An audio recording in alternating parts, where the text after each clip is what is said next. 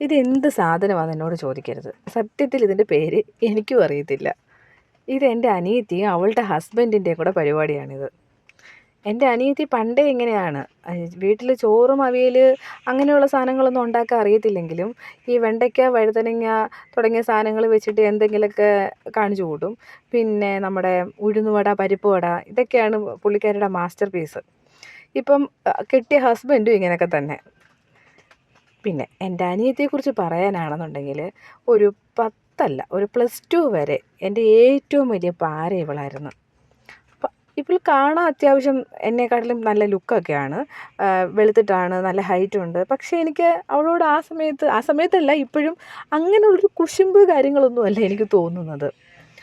കാരണം എൻ്റെ പ്രശ്നം എന്താണെന്ന് വെച്ച് കഴിഞ്ഞാൽ ഭയങ്കര നല്ല പിള്ള ചമയലാണിവൾ. ഇവൾ പ്രത്യേകിച്ച് ഒരു പണിയും ചെയ്യുന്നില്ല എന്നുള്ള കാര്യം എനിക്ക് നന്നായിട്ടറിയാം. മമ്മി ഓൾറെഡി മടക്കി വെച്ചേക്കുന്ന തുണി ഈ ഡ്രോയറിൽ നിന്ന് എടുത്ത് അപ്പുറത്തെ ഡ്രോയറിൽ വെക്കുക, തൂത്തുവാരി ഇട്ടേക്കുന്ന സ്ഥലത്ത് വെറുതെ ചൂലും പിടിച്ചുകൊണ്ട് നടക്കുക, ഇതൊക്കെയാണ് പുള്ളിക്കാരിയുടെ പരിപാടി.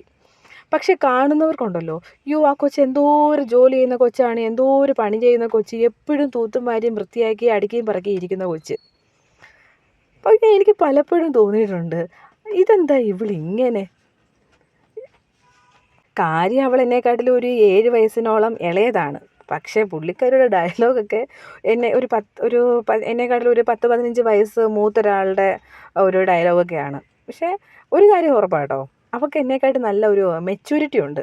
പക്ഷെ ആദ്യം ഇവൾ പറയുന്ന കാര്യങ്ങളൊന്നും ഞാൻ അങ്ങോട്ട് സമ്മതിച്ചു കൊടുക്കത്തില്ല. കാരണം ഞാനാണല്ലോ ചേട്ടത്തി. പക്ഷേ പിന്നീട് എനിക്ക് തോന്നും, സത്യമാണ് ഇവൾ പറയുന്നതിനകത്ത് എന്തൊക്കെയോ കാര്യങ്ങളൊക്കെ ഉണ്ട്.